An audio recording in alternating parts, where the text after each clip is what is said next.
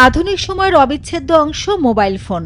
তথ্য প্রযুক্তি নির্ভর এই যুগে ফোনহীন একদিন তো দূরের কথা, 1 ঘন্টা কাটানো অনেকের জন্যই প্রায় অসম্ভব।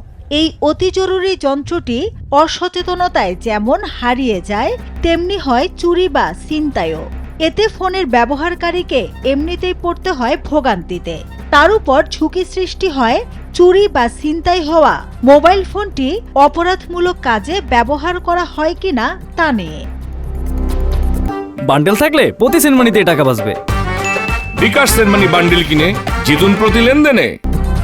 সম্প্রতি এসব বিবেচনায় 12 আর্মড পুলিশ ব্যাটালিয়ন হারানো মোবাইল ফোন উদ্ধারে একটি ডেডিকেটেড সাইবার ও সিডিআর অ্যানালাইসিস শাখা কাজ করছে। সামাজিকভাবে তাকে ক্ষতিগ্রস্ত করার চেষ্টা করে, ব্ল্যাকমেল করে টাকা পয়সা হাতিয়ে নেওয়ার চেষ্টা করে এবং নানান তথ্য নানান জায়গায় দিয়ে দেয়। এই জন্য আপনারা যারা মোবাইল ফোনে তথ্য রাখবেন সেক্ষেত্রে একটু সতর্কতা অবলম্বন করতে হবে যেন আপনার তথ্যটা একটু এনক্রিপ্টেড থাকে, যে সে যেন এটা ওপেন না করতে পারে সেদিকে খেয়াল রাখবেন। এপিবিএন এর এই বিশেষ শাখাটির পরামর্শ, মোবাইল ফোন ব্যবহারকারীরা যেন ফোনের ইন্টারন্যাশনাল মোবাইল ইকুইপমেন্ট আইডেন্টিটি বা IMEI নম্বর সংরক্ষণ করে রাখেন। ফোন হারিয়ে গেলে বা চুরি ছিনতাই হলে IMEI নম্বর উল্লেখ করে অনলাইনে করতে হবে হারানো জিডি। নির্ধারিত হোয়াটসঅ্যাপ নম্বরে পাঠাতে হবে জিডির কপিটি। এছাড়াও সরাসরি অভিযোগ দেওয়া যাবে 12 এপিবিএনেও। কারোর ফোন হারায় তাকে জিডি করার পরামর্শ দেবেন, পাশাপাশি সেই জিডিটা আমাদের এই হোয়াটসঅ্যাপ নাম্বারে অথবা মেসেঞ্জারের মাধ্যমে যে কোনো উপায়ে আমাদের কাছে পৌঁছালে।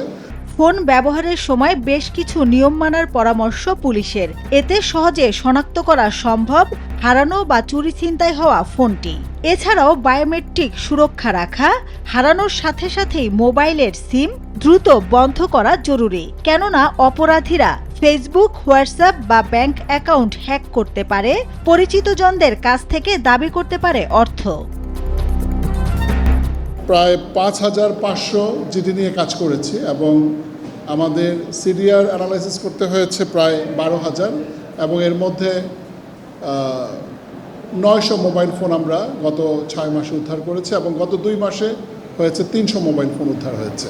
গেল 6 মাসে প্রায় 5,500 জিডি তদন্ত করে বিভিন্ন ব্র্যান্ডের 900টি মোবাইল ফোন উদ্ধার করে 12 এপিবিএন।